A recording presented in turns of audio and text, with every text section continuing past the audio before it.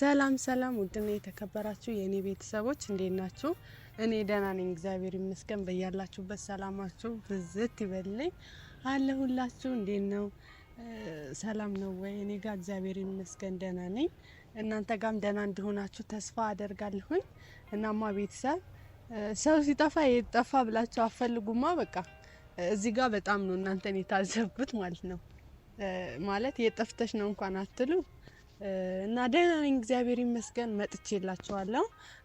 ያው ደህና ነኝ። በውስጥ መስመር ሁለት ሰው ይሁን አንድ ሰው ይሁን አውቃለሁ እንትን የት ሄደሽ ነው ማሂ የት ነሽ ምናምን ብላችሁኛል። አለሁኝ እግዚአብሔር ይመስገን ደህና ነኝ። ያለሁበትም ነገር ያው ነግሬያችኋለሁ በውስጥ መስመር የጠየቃችሁኝ ሰዎች እና አለሁ እግዚአብሔር ይመስገን ደህና ነኝ። እናንተም ደህና እንደሆናችሁ ተስፋ አደርጋለሁኝ ቤተሰቦቼ። ሰሞኑ ለምን ጠፋሽ ያላችሁኝ ነበር። ያው ትንሽ ከራሴ ጋር ጊዜ ማሳለፍ ነበረብኝ። ምክንያቱም በቃ ጊዜ ማሳለፍ ነበረብኝ። ነግራቸዋለሁ ያለውን ነገር። እሱም ምንድነው ካላችሁኝ ደግሞ ሰሞኑ በዛኛው 2 ወር ምናምን ቢሆን ነው አይታችኋል። ያው ለመናገር እየከበደኝ ነው። ያው የድሮ ፍቅረኛ መጥቶ ነበር ምስኪን ማለት ነው። እና ያኔ መጥቶ ይቅርታ ጠይቆኝ ነበር። እናንተም በእናንተ ፊት ማለት ነው ይቅርታ ጠይቆኝ እኔም ይቅርታ አላደረኩለትም ነበር። ግን ከጊዜዎች በኋላ እኔን እየጸጸተኝ እየመጣ እንትን አለ ማለት ነው። ምክንያቱም ውስጥ የጸጸት አደረብኝ። ምንድነው ያጸጸተም ብትሉኝ ማለት እሱ ፈልጎ ከመጣ በኋላ እኔ ይቅርታ ማድረግ ነበረብኝ። ቤተሰብ ብዙ በቃ ብዙ ሰዎች ለምን የሚለው ነገር እንትን አደረባቸው። ምክንያቱም ልክ ናቸው እነሱም በየራሳቸው ሀሳብ ማለት ነው። እና ሁሉም ሰው በራሱ ልክ ነው። ገብቷችኋል?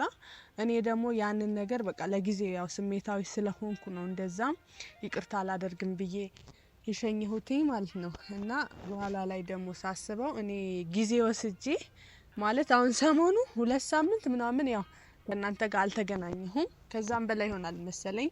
ቪዲዮም አልሰራሁም። በቃ የሆነ ከራሴ ጋር ልናገር ከራሴ ጋር ማውራት አለብኝ ብዬ ጊዜ ወስጄ ብቻዬን ሆኜ ማሰብ የነበሩብኝ ነገሮች ነበሩ። እና አሁን አስቤ ጨርሼ መጥቻለሁ ወደ እናንተ ቤተሰብ ጋር ኖርማል ፋሚሊ ጋር ቤተሰቦቼ ጋር ያለውን ነገር ያው አውቀዋል እነሱ። በተደጋጋሚም ያው ሽማግሌ ልኳል እሱ ማለት ነው። ምንድነው ያ ሽማግሌ ቤተሰቦቼ ጋር ሽማግሌ ልኳል ይቅርታ ታርግልኝ በድያታለሁ የሚል ማለት ነው።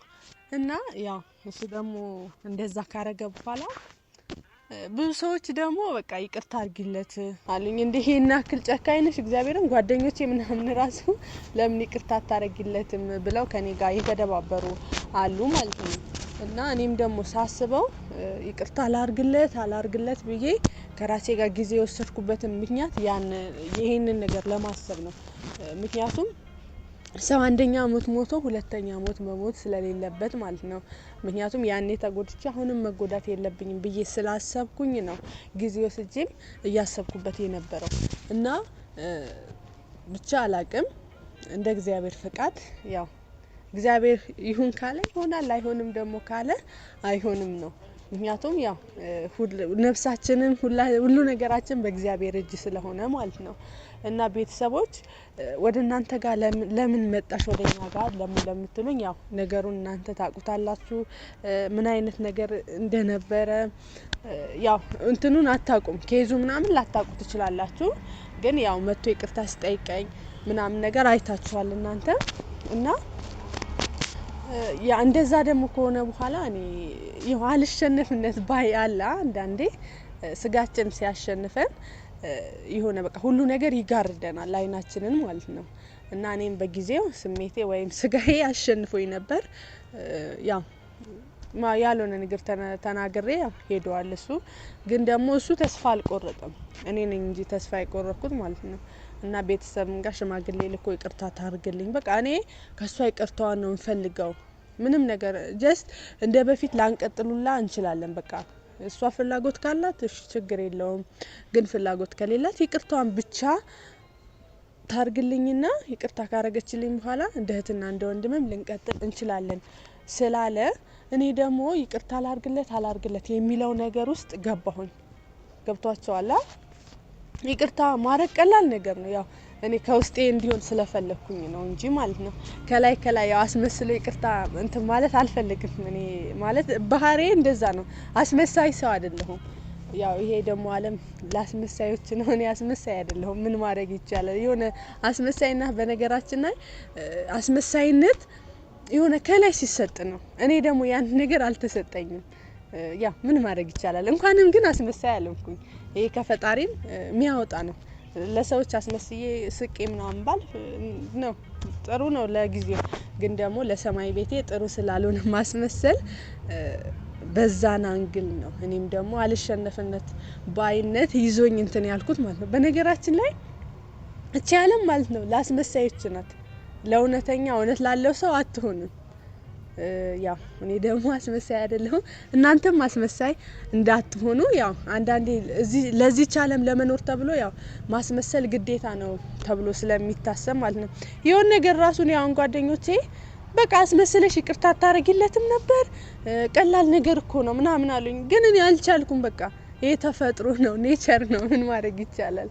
እና በቃ አልቻልኩም እኔ ማስመሰል። እውነት ብዙ ሰው ራሱ በቃ ይቅርታ ከጠየቀሽ ይቅርታ አርጊለት እና በቃ አስመስለሽ ምናምን እንትን አታልፊውም ምናምን ያላችሁኝ ሰዎች አላችሁ። ግን እዚህ ካሉ ከቤተሰቦቼ ውጪ ናቸው እናንተ አስመስለሽ ምናምን ያሉት ማለት ነው። እኔ ደግሞ ያ ማስመሰሉ አልፈለኩም ነው። ለዛም ነው እስካሁን ድረስ የቆየሁትኝ ማለት ነው። እና አሁን ከራሴ ጋር ጊዜ ወስጄ አስቤበት ነው ወደ እናንተም የመጣሁት። ምክንያቱም ያው እናንተ ማወቅ ስላለባችሁ ማለት ነው።